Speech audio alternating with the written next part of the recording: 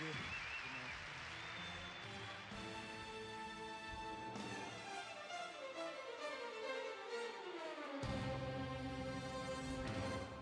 This is a man's world.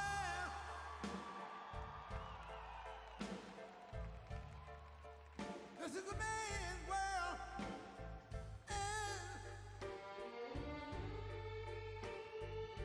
But it would be nothing without a woman or a girl.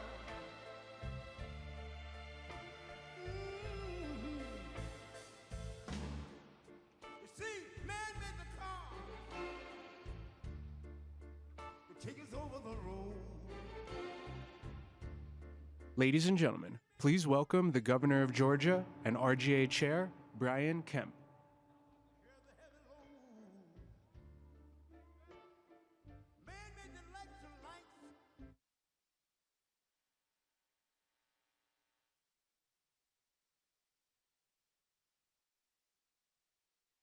Duncan again for his remarks and great prayer. I also want to start by just thanking President Trump for agreeing to be here this evening. I first asked him to come to this event when he invited the Republican governors down to Mar-a-Lago for a dinner late last year. And he never hesitated. He just said, "I'll be there." And we appreciate that. That is the promises made, promises kept approach. That is exactly what we've all been watching now as his administration keeps up a historic pace of executive orders, events, and accomplishments. But I also believe it's that same mindset that President Trump had in his first administration, working with myself and other governors. He knows, just like we do, that winning is a team sport. And I think I can speak for everyone in this room and millions of Americans across the country tonight in saying that we are excited and thankful to have a new quarterback calling the plays.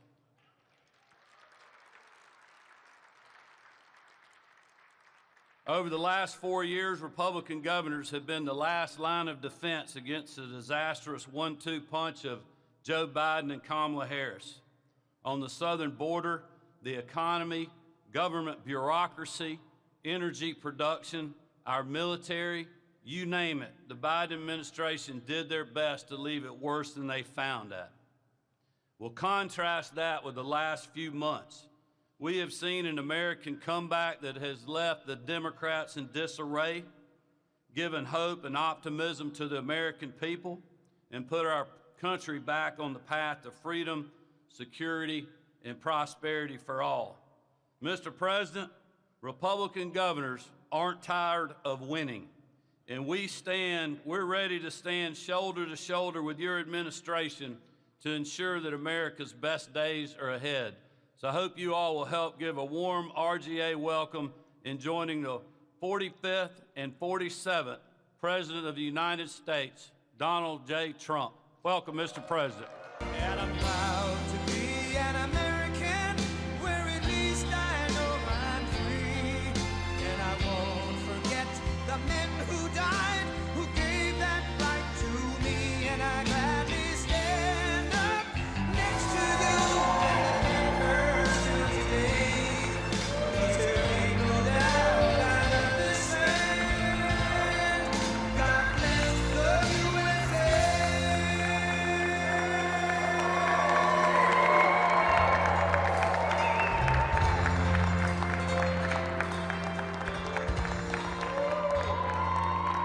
From the lakes to Minnesota, to the hills of Tennessee, across the plains of Texas, from sea to shining sea, Detroit down to Houston, and New York to LA, where there's pride in every American heart, and it's time we stand and say, that I'm proud to be an American, where at least I know I'm free.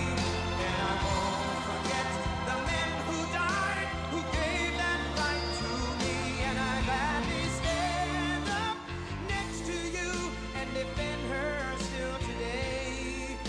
there ain't no doubt I love this land.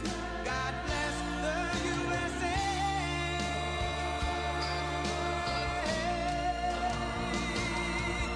And I'm proud to be an American, where at least I know I'm free. And I won't forget the men who died, who gave that right to me. And I gladly stand up next to you and defend her still today. 'Cause there ain't no doubt I love this land. God bless the USA.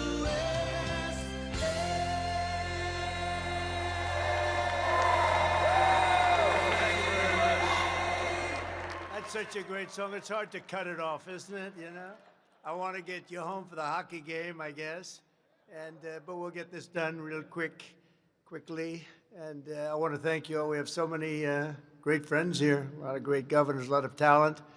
I'm thrilled to be with the Republican governors, and they have done an amazing job. And I look forward to working with each and every one of you as we complete the mission of saving America. They left us a real mess, didn't they, huh?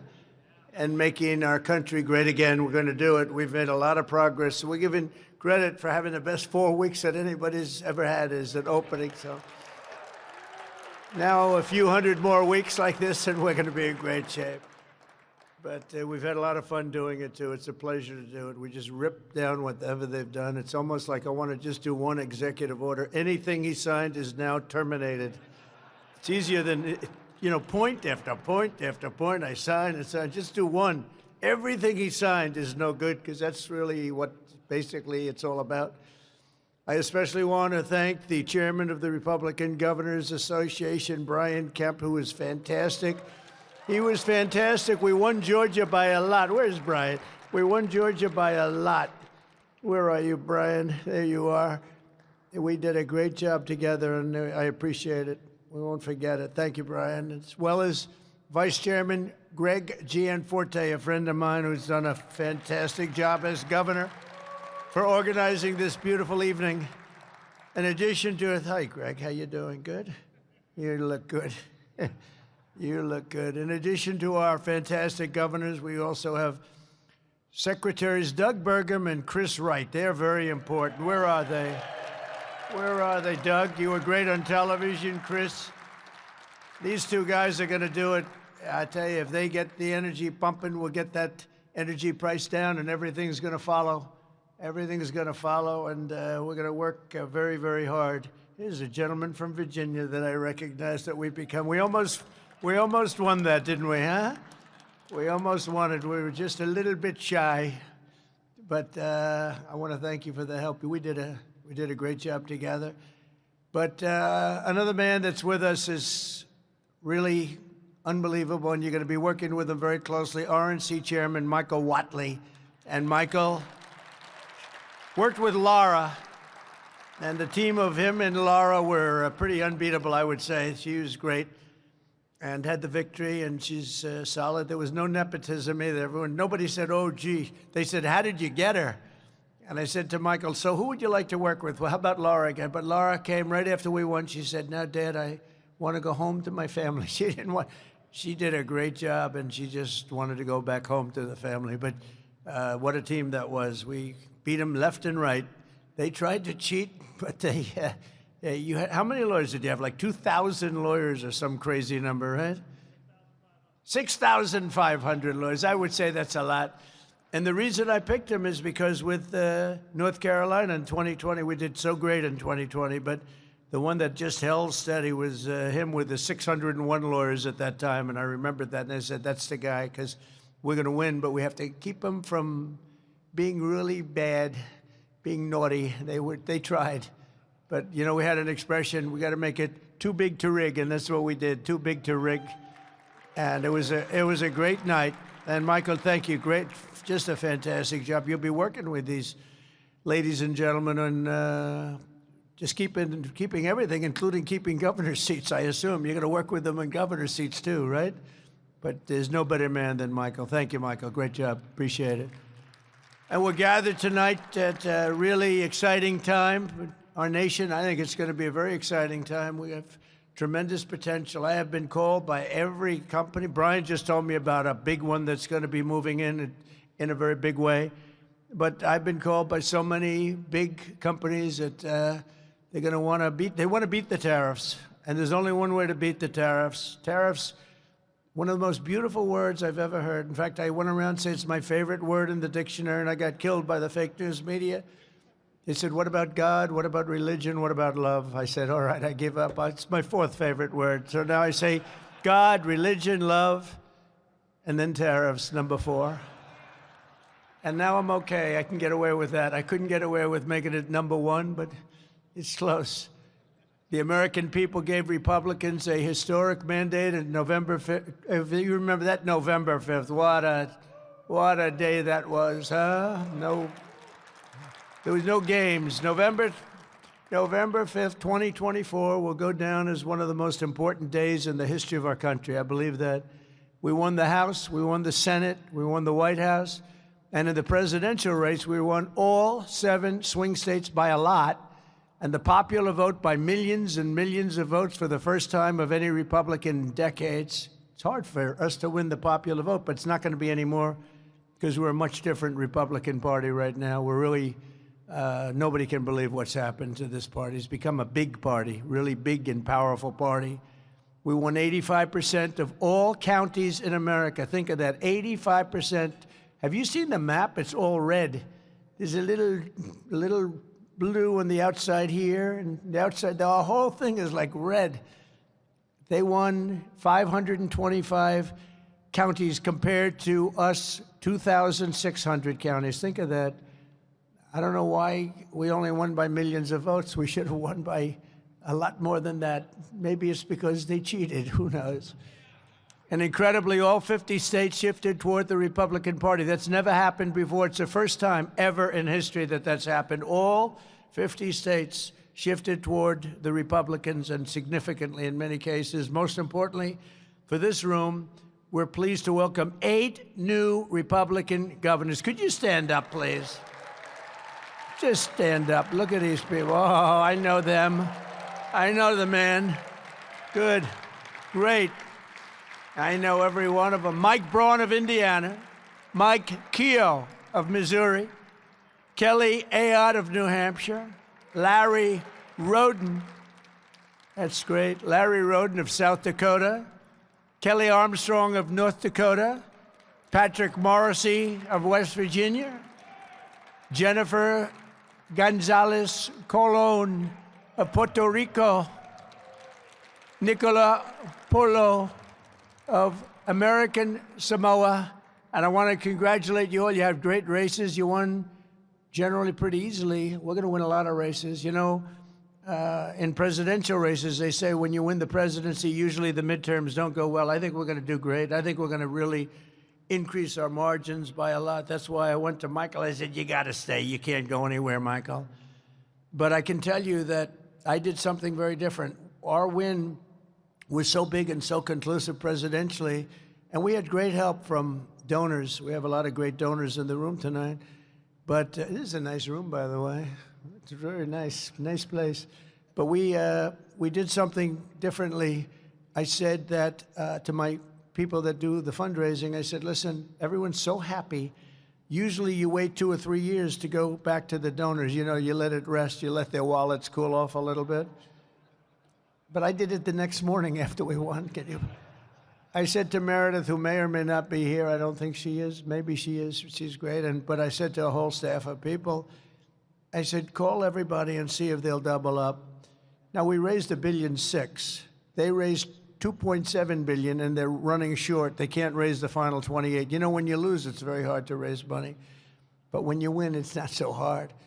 I said, see what you can do. Call everybody and say, thank you very much. We appreciate it. Would you like to make a contribution? So this was not a good situation, but they fully understood. They were so happy they didn't care. And Michael, we raised $608 million in 3 weeks. Can you believe that? So we've got that money, and I got to spend it somewhere. And they tell me I'm not allowed to run. I'm not sure. Is that true? I'm not sure. So if I can't spend it on me, I guess that means I'm going to be spending it on some of my friends, right? A lot of my friends. We're going to be running. But think of that. We raised $608 million. Isn't that great? And I think I'll keep going. I'll just keep bugging them, build it up. But it's going to be great. I think we're going to do fantastically. I think the midterms are going to be a big surprise. And it just seems, I don't know what it is. You go back to the last, I think, 8 elections in a row, the midterms haven't been great for the person that wins the presidency. And I think so far we're very popular. I had an approval rating today of 71 and another one of 69. I have not heard of those numbers before. So it's we're going to fight very hard, because the better I do, the better you do. It makes your races a lot easier if we do well, and we're going to keep doing well. With the help of everyone here tonight, the golden age of America has officially begun, and the golden age of just this whole thing, the red states, it's going to be leading the way to making our country richer and safer and stronger than ever before. The red states are going to do good, and the blue states, I don't know, maybe they'll totally disappear off that map. It's like, you know, they don't learn, because, you know, like men and women's sports, I say we become the party of common sense. Men and women's sports is not a winner for them. But I saw somebody fighting like hell for the fact that a man should partake in women's sports, a Democrat, a radical left lunatic. And they're still going at it. And we shouldn't really fight them too hard until just about a week or two before the election. Just let them go. Don't convince them not to. You know, I'm always saying they haven't learned. I don't want to say that. Don't say that. Let them keep going. And then about a week before the election, just blast the hell out of them. It's like in a race, you know, you hang in there, then you just go, because there's no way. Open borders with prisoners coming in, jails, some of the worst murderers in the world. We had one guy killed 5 people, separately killed 5 different people. This is not going to be a great person for our country, but we had 11,088 murderers right now. Some of them have been already brought back. And you know, when you think about it, transgender everything, everybody should be transgender. These are not things that play very well. I would say they're 7% issues for them. And they're over 90% for us, but they keep going. So don't tell them they're wrong. It's too long, 2 years or 4 years. It's too long. Let them continue to go and say, I think it's a brilliant idea to have open borders, to allow prisons and mental institution people to pour in from all over the world. They came from everywhere.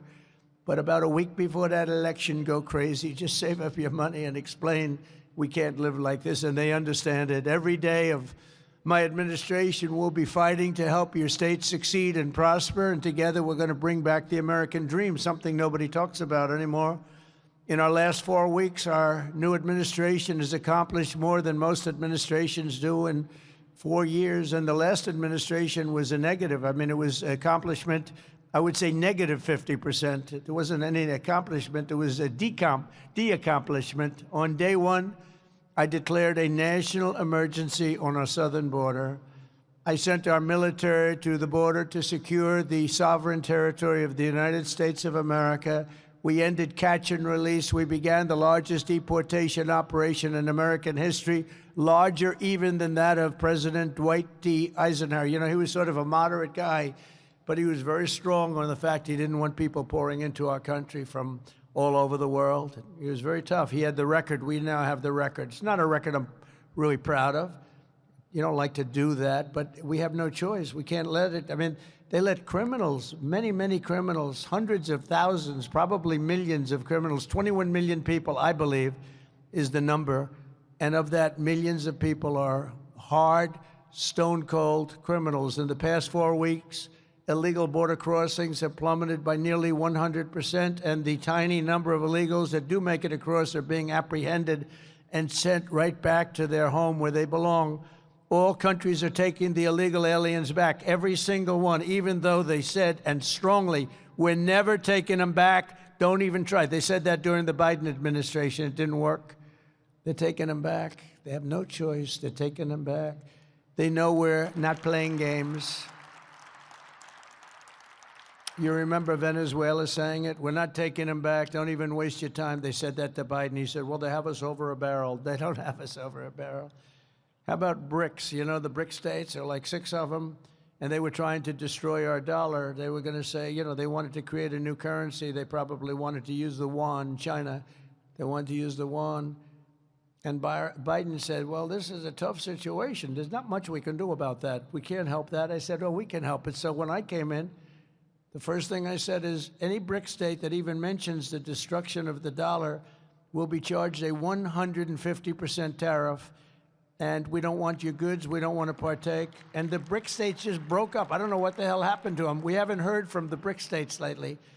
But he said that wasn't much we could do about it. There was a lot. It took once, literally. They said, sir, what about the BRIC states? They're going to take over the dollar, the sanctity of the dollar. They're going to create a new currency to rule the world. I said, no, they're not. They said, yes, they are, sir. They said it. I said, no, they're not. Tell them 150% tariff, plus we're not going to do business with them. And that includes China. And all of a sudden, they went to the BRIC states, and they said, could I ask you, how do you feel about that? I have no comment on this. I don't know what you're even talking about. It was an amazing turnaround. No, we're not playing games. Just this week, I officially designated the drug cartels as foreign terrorist organizations, including Nicaragua and MS-13, which gives us great power. And to facilitate the rapid deportation of the worst criminals that we have anywhere in the world, we've also opened the full capacity of the detention facility at Guantanamo Bay. You know, people don't realize that thing was built, you know, we hear about a few prisoners, and they do have maximum security, but it actually was built for thousands and thousands of people, and we're using that prior to bringing back to their country. We use it for the bad ones, the really bad ones, and in some cases, they're so bad we don't want them to go back to the country. We want to watch them because they'll be able, if they do sneak in, we don't want that. We don't want them anywhere near our country. In addition, we're waging war on Joe Biden's inflation disaster, the worst inflation probably in our history. They say 48 years, which isn't bad, but probably in our history. And to bring down the price of energy, I declared a national energy emergency. It's going to be an emergency. And you know what what we say and what Doug is going to do. Doug, you are so important, you and Chris. You know, Chris is known, and I got this from Doug, as the best energy guy in the entire country. And people were shocked that he wanted to do this. He gave up something tremendous. He was the biggest guy. There was nobody bigger, nobody better. And Chris Wright. Is Chris Wright here? Is he here? Where is he? This guy is, and this is from Doug. I said, Doug, I want to make you the energy czar. And he said, sir, there's one man that blows me away. Right, Doug? He said, his name is Chris Wright. He's much better. I said, I want to see this man. And I met him. And I just agreed immediately that he was far superior to Doug. I'm only kidding. So what I did, we have a weird deal. You know, we have the Department of Energy and the Department of the Interior. And Interior has all of the energy. And Doug has none of the energy, but he's got, Chris has none of the energy, but he got a hell of a good title. But we want the guy with the energy to be able to drill. So we sort of merged them and their friends and everything else, and they've got a thing going on. I think it's going to set records like nobody's ever seen before. So we have the man that controls the energy, we have the man that drills the energy, and now we've put them together, and you're going to see some action. You're going to see something come way down. So thank you, and thank you, Doug. You were really terrific. He was a great governor, by the way. A couple of you may know him slightly. But he was a great governor, did a fantastic job. You know, he made a lot of money in the technology business, sold to Microsoft for a lot of money. I won't tell you how much. I don't want to embarrass him. Some people would say it's a lot. Some people would say it wasn't that much, right? But, you know, when you get close to $1 billion, that's pretty good. And he didn't know much about energy. When he became governor, he became one of the great experts of energy anywhere. We did really an unbelievable job with the state. He did like me. He did well in business, and then he said, let's run for politics. And he did, and they love him in the state. But he was term limited, and I watched him running. He was running against me, but I still liked him. And I said, that guy's got real talent, and he was one of the first people I called. So you're doing a great job, and thank you for leading us to Chris. I'll give you a bigger thank you in 2 years if Chris is as good as you say, okay? But I know he's going to be. Thanks a lot, Chris. Good. Go out there. If we can bring energy down, everything's coming down. You know, the eggs are coming down and the bacon's coming down. Everything is coming down, and that's the biggest thing, the energy. So those two guys are very important. To cut through the red tape, I've established a National Energy Dominance Council, chaired by the former colleague and your former colleague, Secretary Burgum. He's going to do a fantastic job. We're putting incredible people on it. I withdrew from the one-sided and very expensive Paris Climate Accord. It's a one-way street. You know, under that accord, we pay $1 trillion. Think of it. We pay $1 trillion. They pay nothing. China doesn't pay anything. India doesn't pay anything. Russia doesn't pay. We just pay everybody. It's like a health organization, and every deal is no good, but we're changing it. We terminated health. You know, on the World Health, we paid $500 million a year, and China paid $39 million a year. I said, that doesn't sound good. They have 1.4 billion people, and we have nobody knows what the hell our number is, because so many people pour into our country. We used to say like 325. I have no idea. We'll figure it out eventually, but let's put it this way. It should be substantially less than 1.4. But we have, let's say we have 325 million. They have 1.4. We're paying 500 million. And these aren't, I mean, relative to government, these aren't huge numbers, but this is an example of what happens when you have bad government, when you have incompetent people. So I would explain this, and they called me and they said, we'll let you in for the same 39 million. I said, well, we should be much less than 39. We should be, but I didn't even want to do that because I'm not going to talk. I said, I'll think about it. And it was very public. And when Biden came in, he agreed to go back into the World Health for $500 million. He could have gotten, I mean, it's a lot of money. You could have gotten it for 39 million, Joe. That's why you're not president any longer, I guess. He could have had it for 39. They were still there. It was very public. But he took the 500 million instead, because he never laid in bed at night sweating, tossing and turning like half of these governors. Not all of them probably, but half of them. It's sweating. How are we going to do a great job? He never did that. But that's just a case study in, you know, how not to run. Because, you know, if we had people at that level that would have negotiated. I bought a plane. It's really two planes, Air Force One. Now, if Boeing would build the damn thing, it would be nice, too. We don't build like we used to. We don't build too fast. I gave the order out about 6 years ago. They're still waiting. Getting a little tired of it.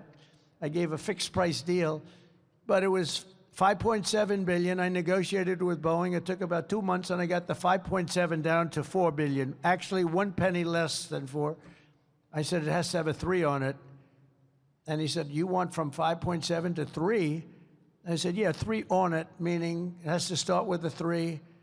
And after about 2 months of saying, no, no, no, no, it has to have a 3, has to have a 3, he called up, he said, sir, $3 billion, I want, and this is what happened, $3,999,999,999 and 99 cents, 1 penny less. I said, you have a deal. But we saved $1.7 billion just by negotiating. And in all fairness, most of you can do that, and some of you do it. Some of you do, you know, you have surplus states, you have incredible states, and you have to do that because every time somebody sends you a bill, they expect to be negotiated. And in the past administration, and sometimes I guess in this it happens because people don't care. You know, Elon talks about caring. Caring's very important, and they have to care. If they care, they say, no, no, I'll pay you. They'll send you a bill for $10,000, and you say, nope, I'll give you 5. And they'll say, no way, no way, no way, and you'll end up paying 6 or 7 or something. But all you have to do is care a little bit and try and get it down. And literally every contract, I think there's not a contract that's sent in government that I couldn't come, and that many of you couldn't cut, and cut very substantially. And boy, what a difference it would make for the government. I terminated the Green New Scam, one of the great scams in the history of our country.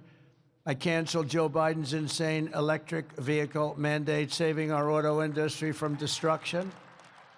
That was an easy one. And all of this helps to combat inflation and bring down costs. We're bringing down costs way down. We're going to bring up jobs like you haven't seen because the company's pouring in. We're going to have announcements over the next 3-4 weeks that you're not going to believe from some of the biggest companies in the world, and the numbers are staggering. Hundreds of billions of dollars of investment, hundreds and hundreds, trillions of dollars when you add it up. To slash hundreds of billions of dollars in waste and fraud, we're talking about also, and abuse. I've created, as you possibly have read just a little bit, the Department of Government Efficiency. And here are just some of the things that we've paid. And we've stopped, and we've gotten the money back. $520 million for a consultant to do ESG, that's environmental, social, and governance investments in Africa. $525 million. $25 million to promote biodiversity conservation and social responsibility behavior in Colombia. $40 million to improve the social and economic inclusion of sedentary migrants. Nobody even knows what the hell it means. $42 million for social and behavioral change in Uganda.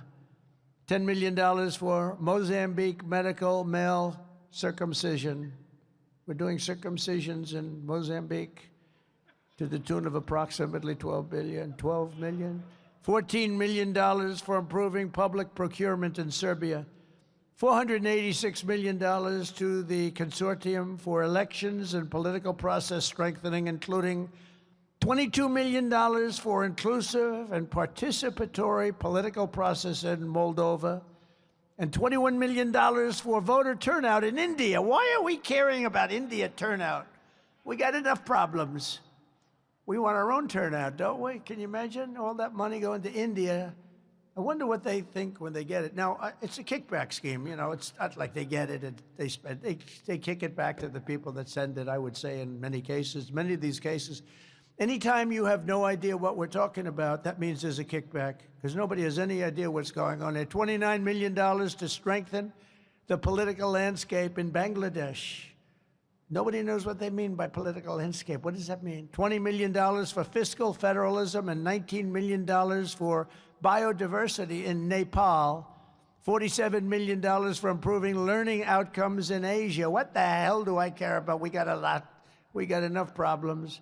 And all of this is terminated. We terminated this stuff, and we're on the track. And by the way, so many others I could read all night long, but so many were so terrible, and some were actually disgusting. And I know you're eating your dinner, so I didn't want to do that.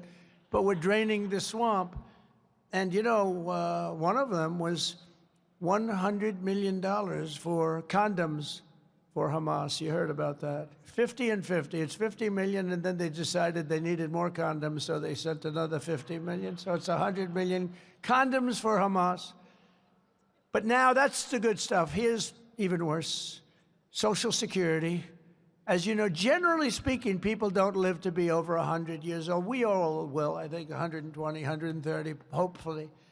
But, you know, you hate when you get near that number. It's like, let's hope we can live to length like this. But here's what we're finding and what we found. And these were all found by these computer geniuses. I asked Elon, what trait do these have? You know, they started off with 12 guys, then they had 30 guys, then they had 57 guys.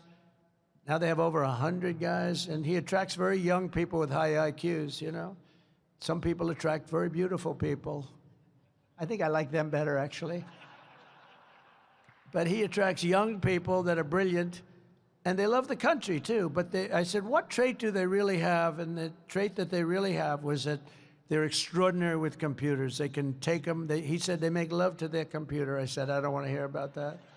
Doesn't sound too good. He said they can take apart the most complex computer instruments and literally put them back blindfolded. So when they go into some guy that's ripping off the country by doing some of the things you've just heard or what you're going to hear, they can't be bullshitted. You know, they can't say, oh, gee, there was a mistake. There was a big mistake. And we're finding hundreds of billions of dollars worth of fraud, waste and abuse, but I think fraud will be the number one as we see. But listen to this on the program. There are 4.7 million Social Security members who go and live from 100 to 109. Well, I'll tell you, I know some people that are close to 100. I know one or two that got over that mark. But you don't have millions. 3.6 million people from age 110 to age 119.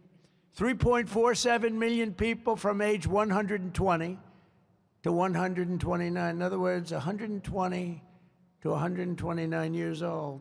Millions of people, millions. 3.9 million people from age 130 to 139, which is pretty amazing because the longest living person ever on record, and they're not sure it was correct, was a woman from a very faraway place, lived to 127 years old. She was a healthy specimen, but she lived to 127. 3.5 million people from age 140 to 149. So we have 140-year-old people, plus millions of them. 1.3 million people live to over 150 years of age, 150 to 159 to be exact.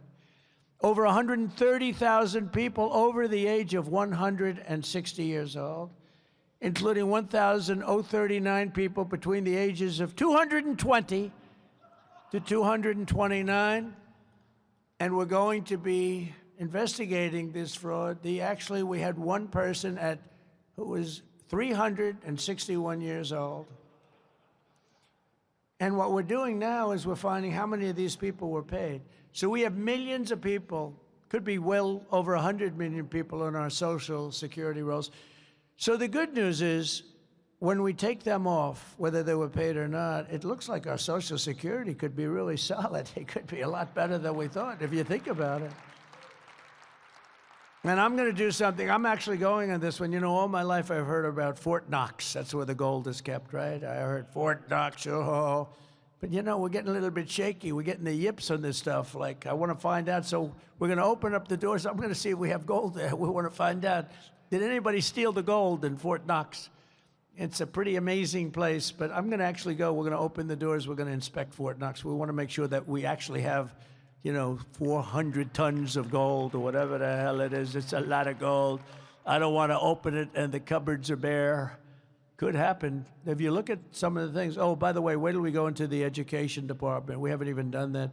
So we could find as much as $1.5 trillion worth of waste, fraud, and abuse. If we do that, we can balance budgets. We can do a lot of other things, especially when you couple it with the massive amounts of tariffs that are coming in already. You know, just with what we are charging, I won't mention the country because I don't want to anger people that like me, and I like them very much. But we're finding at least $60 billion a year in one country alone, and I haven't even started. It's just a very small portion that I've, you know, attached to them. So I got a call from Congress. They said, you know, a lot of money is coming in from these tariffs, and they're starting to change their whole thing. So if you can add the tariffs, and this is numbers that, I don't want to say it because then they'll say he didn't produce, but you could wipe out your income tax. You could maybe not even have an income tax system when this thing works out. Because in the old days, that's what happened. You know, our country was the richest ever from 1870 to 1913. That's when we were actually the richest, and we were a full tariff country. McKinley, and by the way, I just renamed Mount McKinley. I hope you're happy about that. But McKinley was the president. He was a tariff guy, and he believed that countries should not be allowed to come in and plunder. He had beautiful language on tariffs: plunder our wealth, plunder our jobs, steal our companies, and take our money without paying a very fair price. And he said, and that price should be more than fair. It should be high, because what they do is they hurt our country. And we became very rich. He was assassinated, and as you know, Roosevelt took over, Teddy, and he spent money on parks and on dams and on everything. I mean, you know, but he really spent a lot of the money. McKinley never got the credit, but he spent a lot of the money that McKinley made. But it was the richest we ever were in the 1800s, early 1900s. And then in 1913, we went to the income tax system. And to be honest, we did fine, but we were never like we were. They formed the Tariff Commission of 1887, and it was a commission of people like you, blue bloods. Are you blue bloods? There are a couple, and about 3 of them over here, but blue bloods. But it was a commission, and it was set up for the sole purpose of We have so much money. This is in the United States. We don't know. We had no debt. We had no nothing. We had massive amounts of money. The commission was set up to determine where we should spend our money. Where do we spend it? We've got so much. Can you imagine? Wouldn't that be nice? Now look at what they're doing, but this is money we have to borrow where they're doing it. But we're going to find out that this money went to people and it got kicked back. You're going to find out a lot of that, but we'll catch it all. We've launched the largest deregulation campaign in our country's history. For every one new regulation, I've directed that 10 old regulations must be eliminated. And I will say, in my first term, we did more deregulation than any president in history by far, not even close. With Republicans in Congress, we're also racing to pass the largest tax cuts in American history. We're looking to we brought it down from 41%, much higher if you add the state things, but 41% to 21%, which people said was impossible. And now I'm trying to bring it down to 15%, so it'll go from 21 to 15, but only if you make your product in the United States of America. Otherwise, you pay 21%. That'd be great. To protect American auto workers, who, by the way, they're going to be one of the biggest beneficiaries of what we're doing with tariffs, because they just stopped 2 big auto plants in the middle of construction from being built in Mexico, because they see, when I got elected, they said, oh, this is going to be a problem for us because we have big tariffs going on, and we have tariffs going on autos. And they don't have to pay any tariffs. There is no tariff. All you have to do is build your plant in the United States. They were building plants in Mexico right opposite the border. They're making them in Mexico. They're selling them into the United States with virtually no tax. And they're killing Detroit, all these places are being killed. Now it's the exact opposite. And by the way, Canada was a big participant in that too. And I think Canada, they're going to have to pay tariffs on automobiles, lumber, and oil and gas, et cetera, et cetera. And they get 95% of their product from the United States. I think they have to become the 51st state. And you heard the people booing the national anthem, but I think ultimately they'll be praising the national anthem. We'll have to work out some deal with it, because I do like the "O Canada," right? It's a beautiful thing. I think we're going to have to keep it for the 51st state. I call him Governor Trudeau. I said, Governor Trudeau's doing a wonderful job. I think it's actually cost him his election, if you want to know the truth. But we're gonna see about that. We're looking at Greenland.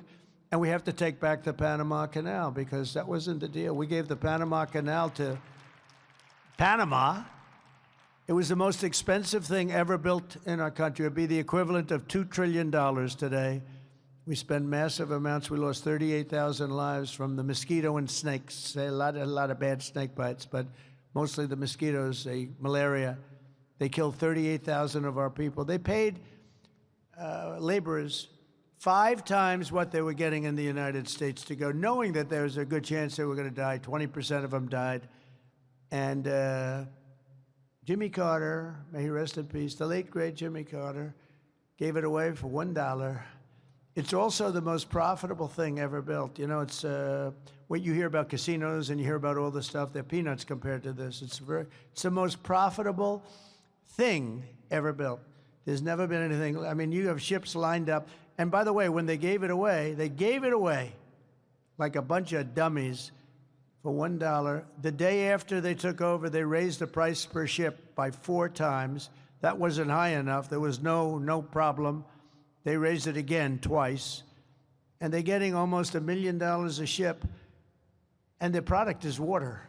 It's Pacific and Atlantic where they meet, and one is about 18 feet higher than the other, which a lot of people don't know. Actually, it's one of the great marvels of the world. Well, we built it, and we're not going to let, because China has essentially taken it over. We're not going to let that happen. China knows it, and so does Panama. To protect American workers and bring billions of dollars into our treasury, we're in the process of imposing reciprocal tariffs on any nation that tries to cheat us or steal our jobs. So India, as an example, has very, very high tariffs. And I was going to impose a flat tariff, but that wouldn't really do the trick, because some of the countries have really high tariffs. So it really works out much better. Nobody can even fight it. Whatever they charge us, we charge them. So if they're at 25%, we are at 25. If they're at 75, we're at 7. Whatever they charge us. And it was very interesting. The European Union, we were at 2.5% for cars. European Union was much higher. They just reduced their tariffs on cars to 2.5 to be reciprocal with ours. So that's just an early sign, but I think that's going to happen. And then some will want to fight us a little bit, but it doesn't matter. They're reciprocal. And even the press says, oh, I see, well, they don't fight us. You know, if I put a flat tariff on like 25, 30%, even if it was lower than we would have gotten, if we put a flat tariff on, the press would have gone crazy. That's terrible. Even if somebody was paying like 5 times more, charging us 5 times more. When you say reciprocal, I said it the other day to the failing New York Times. I said, listen, whatever they charge us, we charge them. They go, well, that sounds fair. It really does, doesn't it? So it's a reciprocal tariff, whatever they charge us. I've ended Joe Biden's weaponization of our government and removed his handpicked radical left Marxist prosecutors from the Department of Justice. We have a great Attorney General, Pam. I immediately halted all government censorship and brought back free speech in America. I signed an executive order to end all of the lawless diversity, equity, and inclusion policies across the entire federal government and private sector. Do you see how much it costs? One company said they're going out of that business and they're going to write off $229 million. How do you spend that much money to convince people that they should have transgender operations and various and sundry other things that we don't like to talk about? It's crazy, the amount of money that was, it was almost like just a mind blower what they were doing. It was terrible and all over. And by the way, our military is now free of that. Anybody that even tries it, they're gone. I signed really historic orders to get critical race theory and transgender ideology out of the schools and out of our military. It's all going out. It's no longer. And I heard men are still playing in Maine. Is anybody here from Maine? Who is that? Is that the governor? That's, well, I hate to tell you this, but we're not going to give them any federal money. They are still saying we want men to play in women's sports, and I cannot believe that they're doing that. They are, let's find out who that guy is that raised his hand. Maybe he's just kidding. But, so we're not going to give him any federal funding, none whatsoever, until they clean that up. And the other one, we have a fight with one news organization, AP, a radical left organization, treats us all very badly. And they refuse to acknowledge that the Gulf, former of Mexico, is now called the Gulf of America.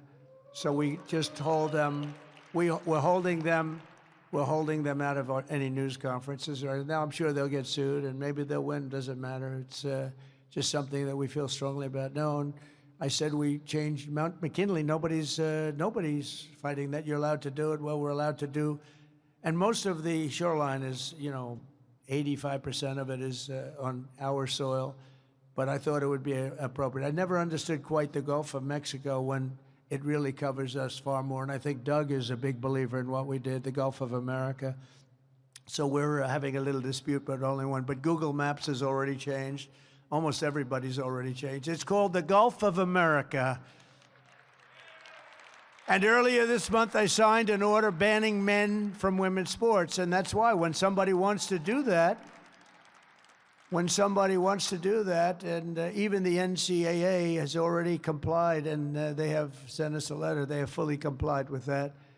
I also proudly banned the use of puberty blockers, hormone injections, you believe this? And other chemical and surgical mutilations of all minor youth. Do you believe you have to say that? I mean, it's terrible. Who would believe that we're talking about even these things? Men playing in 10 years ago, 15 years ago, could you imagine? People would say, is he crazy talking about this? And they're still fighting us, but let them fight. As I said, we're going to make universal school choice a very big, strong thing, school choice. And we're working very, very hard to send these schools and education back to the states where they can be properly run. In other words, this really affects the people in this room, but you're going to be running your schools, and who can do worse? Look, they rate them in the top 40. So we just came out with one that we were number 40, but we were number 1 in cost per pupil. And, I mean, I know a lot of the governors in this room. You run a great state, and you'll do great with education at a much lower price. We're going to give you whatever you need, but at a much lower price. We have people in Washington, D.C. that, in all fairness, in many cases, don't give a damn about your pupils or your students or your states. And they're running everything, and they're running it into the ground. So it came out, we're last in education, but first in cost per pupil. Norway, Denmark, Sweden, I had to tell you, China, and a few others are always in the top 5. And I really believe that 35 or 36 states, and all of you are here, almost all of you are here representing those states, I think you're going to have education that's every bit as good as Norway and Denmark and Sweden and all of them. And then we'll have some laggards, and you know who the laggards are going to be. You just have to look at everything else. But in everything we do, we're putting America first because the Republican Party is now known as the party of common sense. It's a party of common sense, very important. I think it's a very important phrase for you to use. It's all about common sense. We're conservative and, you know, we're a lot of things, but most important thing is we have to use common sense. Thanks in part to the hard work of the people in this room, we're forging a new political majority that is shattering and replacing Franklin Roosevelt's New Deal coalition, which dominated American politics for nearly 100 years. Under our leadership, the Republican Party has become the proud voice of hardworking citizens of every race, religion, color, and creed. We are a much bigger, much more powerful party. Now is the time for us all to press forward, think big, be bold, and deliver the once-in-a-lifetime reforms our citizens need and really deserve. They've gone through hell for 4 years. Some of them don't even know it. They've just been led down a path. They don't even know what they've gone through. As one team, we can make our borders stronger, our communities safer, our schools better, our families happier, our citizens wealthier, and our country freer, freer, freer, and more exceptional than ever before. We will work together, and we will absolutely, without question, make America great again. God bless you all, and do a great job, and go home and watch the hockey game. It should be interesting. Thank you all very much. Thank you very much. Thank you. Thank you. Thank you, Brian. Thank you. Thank you.